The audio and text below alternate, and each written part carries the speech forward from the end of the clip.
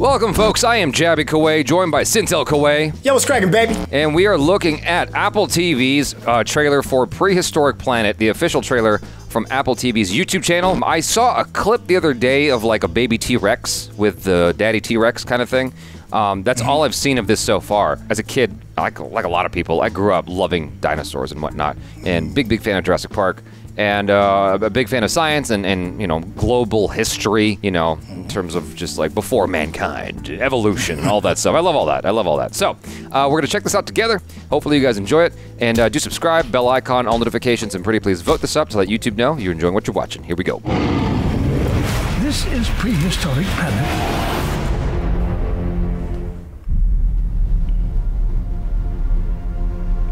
There are many ways to describe life on this planet. Is that David Attenborough? Yeah. Is it him? Yeah. Huh, okay. Some creatures could be called magnificent. Huh. Or monstrous. Raptor. Perhaps misunderstood. Oh, what? But only a few creatures who roam this earth could be called all three. Nice. Explore the coastlines where Dinosaur had giants fur. roam. The deserts where danger rules. And ice worlds where survival is everything. What is that? Join us for a story you've never heard, on a scale you've never witnessed. What the hell? Baby arms! Whoa!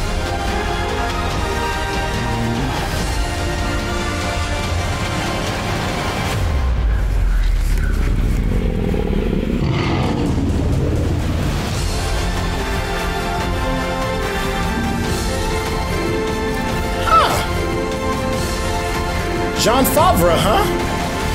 Unknown And David unexplained, Attenborough. Unbelievable until now. All right. Wait a second. David Attenborough, I thought he passed.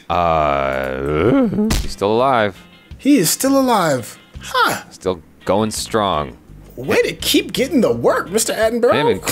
Him and Clint Eastwood. They're the only ones left. Wow. Yeah. So that's ambitious. And then to know that Jon Favreau is one of the producers as well. So if there's one thing, Jon Favreau's name, with the exception of Boba Fett, his name has definitely been, you know, synonymous with quality. So I was pretty wowed, man. That looked like one of those old school animal shows I used to, you know, watch when I was a kid with David Attenborough, like in the late 80s, back when that was like his thing. You know what this reminds me of? We did a review for one of the next Jurassic Park movies, right? And it starts off with you kind of like looking at these dinosaurs in their natural habitat as if it's like a nature show, right? And I do remember one of the things I said, I was like, I think I felt a little disappointed because the nature show part of it looked so good. I felt like right at home. I think I probably even mentioned David Attenborough. I was like, man, all we need is like David Attenborough to kind of like voice this. And lo and behold, the gods have been listening. They blessed us with something amazing. Yeah. For me personally, I'm going into this curious more than anything, and just like in terms of just absorbing the information that the latest in terms of data that we have uncovered with regards to dinosaurs and prehistoric times and all that stuff. Because the visual effects, there are instances where it looks amazing. There are instances where it looks photoreal, and then there are other instances where I'm like, I can tell that this was an animation. This is CGI. This is done in a computer, and I can very, very clearly see a distinct difference in terms of the quality of the texture of the dinosaur versus its surrounding environment. And the surrounding environment looks photoreal because it is real, or at least I'm imagining it was shot like they shot at locations and then they just filled it in with animation and whatnot. It's an ambitious project, like you said. It's pretty cool to try to bring the scope of what science has uncovered so far into this like documentary-esque sort of thing, and I think it's really, really cool. It completely shatters everything I grew up with, and I'm a little bit jealous of the kids today who have this updated version of dinosaurs because, you know, there's this video by Kurzgesagt, and I think I did a reaction on it too. There's a video by Kurzgesagt talking about how what dinosaurs actually looked like, and everything that has been assessed has been off of the bones of these dinosaurs. And so everything is a guessing game. You're like, okay, well, it's shaped like this, shaped like this, shaped like this. But if you did the same thing with human beings or orangutans or any other creature on this planet, you might imagine them looking completely different than they actually look. It's very true. You know, if you're just working off the bones. And so, you know, science is doing the best it can with the data that it can assess. And, you know, that's the neat thing about science. It's always like trying to, you know, update itself. And so the notion that these dinosaurs had feathers and whatnot, I'm just like, oh no, it completely breaks my head. I just like, that's not, no, that's not what it looked like. No. One of the creatures they showed made me realize that maybe like the arms, because it had these little midget arms, maybe the arms didn't serve a purpose for like grabbing anything per se, but more of a flex, like peacocking. Ah. You know, like right. you do a little. That's a good point. Yeah, because those little arms did have a color too. Yeah. I think they were like blue or something. Yeah, you do the little arm dance, and it's like you get to mate this year. Got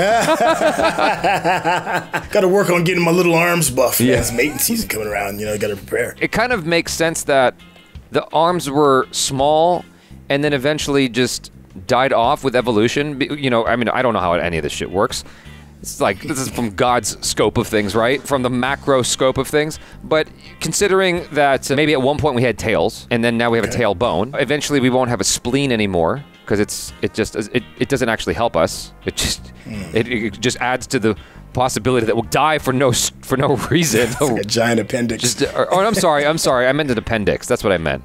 Oh, okay. That's what I meant, as an appendix. I got it mixed up. Eventually, we won't have an appendix anymore because it doesn't actually serve a function other than exploding and killing us. I've got the scar to prove it. Right? Yeah. And so, eventually, we might be born without those, and eventually the tailbones will go away. So likewise, coming back to this, maybe dinosaurs have tiny arms, and like eventually they turned into birds that don't have the arms because they didn't serve a function.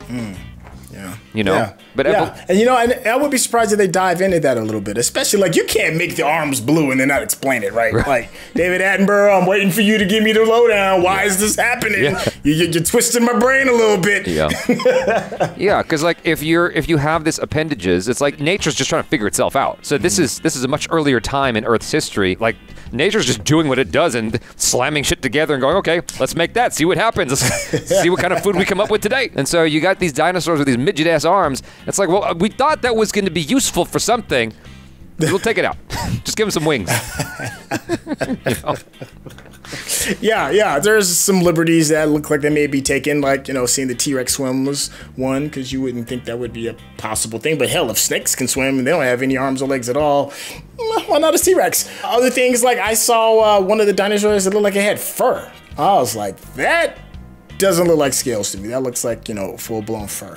But here's the thing, man, when you're talking about like the whole evolution and everything, like people forget like how long dinosaurs ruled the world. Like human beings perspective, human beings have only been on the planet for 100,000 years, right? Like 100,000. No, a million. But but civilized 100,000. Dinosaurs ruled with an iron fist for tens of millions of years. With an M, millions. Yeah. So all of those variations that you're talking about, you know, the sky is the limit. There's a lot of time to work with for some to have fur, some to have feathers, and some to have blue baby arms. Right. See, if that was the one, the little duck thing, it looked like it had fur. Right. Maybe that was kelp on its It was back. a water thing, yeah. And the Kurzgesagt video, you should check it out. The Kurzgesagt video kind of dives in and goes, you know, there's a lot of creatures that we don't even know about because the only creatures that we were able to uncover are the ones that were able to be buried. Because if a creature was in a rainforest, there's nowhere for its body to be buried. It just gets eaten up. It stays on the surface. I forget exactly how it was explained, but basically those creatures are lost to time. We just don't know what those creatures were, whatever existed in the rainforest. And so, like, the things that we're able to see here is just a fraction of what existed. And that's the crazier part. What kind of blows my mind a little bit is we are closer to the T-Rex than the T-Rex is to its predecessor in history. Yeah. That kind of blows my mind. I forgot what the different time periods of history are called, like the Cretaceous period or the whatever. I forget what Jurassic, Mesolithic, Mesozoic era. Yeah, but Paleolithic, all that stuff. That is what is that? It's flexing, dude. It's time to mate. Yeah, that's what that is. That's like, we get up. Yeah. He puffs out. Yeah. It's just Either way. Yeah. It's go time, baby. That's what that means. Yeah, he's just excited. He's excited. Can you imagine? Other dinosaur walks by and he's like, "Oh, I accidentally puffed on purpose. Did she see?" He's like, "Yo, bro, you puffing? Yeah. Get your puffs right." Can you imagine if humans puffed up like that every time we got excited? Oh, it would be too embarrassing. No, thank you. Yeah, I think the Me Too movement is bad now. Oh, people will be losing their mind. You're just gonna walk around like that, puffed out. I can't help it. It's nature. This baby arm thing. Baby blue arms. This baby arm thing is something else. They have to explain that. It looks like he swallowed another dinosaur and the dinosaur burst out his throat and is trying to get out. Yeah. Anyways, this has been fun. You guys, thanks so much for hanging out. Hopefully you enjoyed that. Do subscribe if you haven't already. Hit that bell icon, all notifications, and vote this up. I'm Jabby Kuwait. This is... Hey, it's your boy Sintel. Peace out.